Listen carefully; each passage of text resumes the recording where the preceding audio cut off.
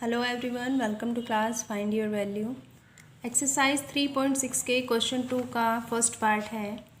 Question 2 है formulate the following problems as a pair of equations and hence find their solutions.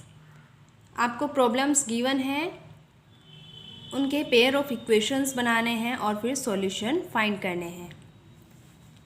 First part है Ritu can row downstream 20 kilometres in 2 hours and upstream 4 km in 2 hours. Find her speed of rowing in still water and the speed of the current.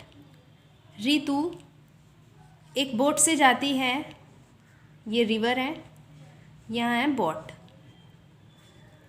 अगर वो down stream जाती है तो 20 kilometre distance 2 hours में cover करती है, और अगर अप स्ट्रीम जाती है तो 4 किलोमीटर डिस्टेंस 2 hours में कवर करती है. ये डाउन स्ट्रीम और अप स्ट्रीम क्या होता है? अगर रिवर का फ्लो और बोट की डायरेक्शन दोनों सेम हो, रिवर का फ्लो भी और बोट की डायरेक्शन भी अगर दोनों सेम हो तो उसे डाउन स्ट्रीम बोलते हैं. और इसमें दोनों की स्पीड, रिवर की जो स्पीड होती है, वाटर की स्पीड जो होगी, और बोट की स्पीड, दोनों को ऐड करते हैं.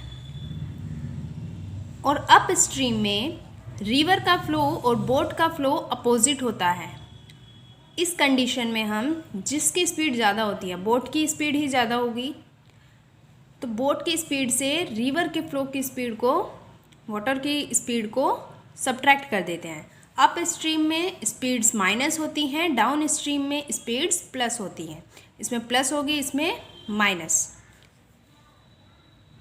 आपको बताना है, ये दोनों चीज़ें आपको गिवन है. डाउन स्ट्रीम में डिस्टेंस और टाइम, अप स्ट्रीम में डिस्टेंस और टाइम, जितना कवर किया है उसने. आपको स्पीड बतानी है, speed of rowing in still water and the speed of the current. आपको बताना है कि स्टिल वाटर में अगर वाटर की स्पीड ना हो, मतलब खाली बोट की स्पीड कितनी होगी, स्पीड ऑफ बोट बतानी है और स्पीड ऑफ वाटर बताना है, वाटर की स्पीड कितनी है. सो सॉल्यूशन स्टार्ट करते हैं. Let the speed of rowing in still water. हमने स्पीड ऑफ बोट मानी. स्टिल वाटर मतलब अगर पानी रुका हुआ हो तब स्पीड ऑफ बोट कितनी होगी, तो वो हमने माना x किलोमीटर पर आवर.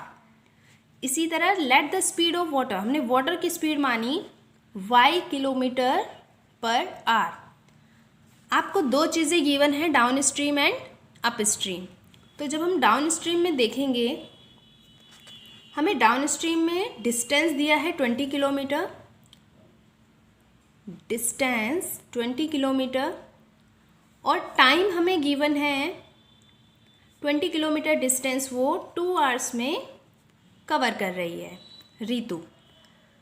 तो डाउन स्ट्रीम में देखें, डिस्टेंस 20 किलोमीटर है, टाइम है 2 hours. और एक और चीज़ हमें पता है, डाउन स्ट्रीम में दोनों की स्पीड, बोट और वाटर की स्पीड ऐड हो जाएगी. यानी स्पीड कितनी हो जाएगी?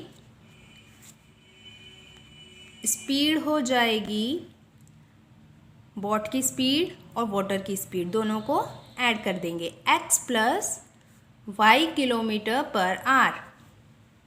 ये हो जाएगी. हम जानते, अच्छा, अकॉर्डिंग टू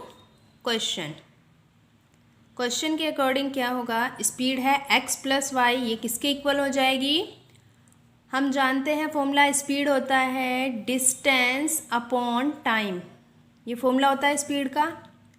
डिस्टेंस है 20 और टाइम है 2, यानी स्पीड हो जाएगी x plus y equal 20 upon 2, है ना. स्पीड है x प्लस वाई, स्पीड किसके इक्वल होती है? Distance upon time. डिस्टेंस कितना है? 20 और टाइम कितना है? 2.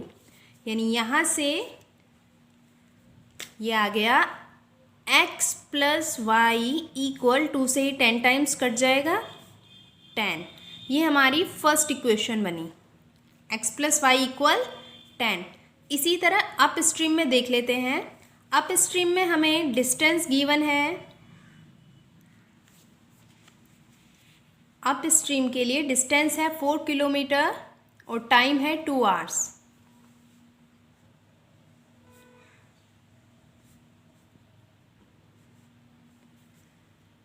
इसके लिए स्पीड हो जाएगी, अपस्ट्रीम में हम क्या करते हैं, स्पीड सब्ट्रैक्ट करते हैं। तो बोट की स्पीड से वाटर की स्पीड को सब्ट्रैक्ट कर देंगे, x माइनस वाई किलोमीटर पर आर, ये स्पीड आ गई। हमें फॉर्मूला पता है स्पीड का, स्पीड क्या होता है, डिस्टेंस अपॉन टाइम, यानी x माइनस वाई कितना हो जाएगा, distance upon time. x minus y आ गया, ये 2 टाइम्स कट जाएगा, x माइनस वाई की वैल्यू आ गई 2, और ये हमारी सेकंड इक्वेशन हो गई। अब इन दोनों इक्वेशन को हमें सॉल्व करना है, तो दोनों इक्वेशन को एलिमिनेशन मेथड से सॉल्व कर लेते हैं। अगर हम इन दोनों इक्वेशन को ऐड कर दें तो y वाले जो टर्म इक्वल है उनके साइन अपोजिट हैं, ये कैंसिल हो जाएंगे। सो इक्वेशन 1 और इक्वेशन 2 को हम ऐड कर रहे हैं। इक्वेशन 1 है x प्लस वाई इक्वल 10 और 2 है x minus y equal 2। Add करने पर y वाली टर्म एलिमिनेट हो जाएगी, x और x 2x इक्वल 12, और यहाँ से x की वैल्यू आई 6। अब इस x की वैल्यू को हम पुट कर देंगे फर्स्ट या सेकंड, किसी भी इक्वेशन में हम पुट कर देंगे। फर्स्ट इक्वेशन में पुट कर देते हैं। फर्स्ट इक्वेशन है x plus y equal 10, x की वैल्यू तो 6 आ गई, यानी 6 plus y equal 10 and we get y इक्वल 10 माइनस 6, y की वैल्यू आ जाती है 4। Here x equal 6 kilometre per hour and y equal 4 kilometre per our.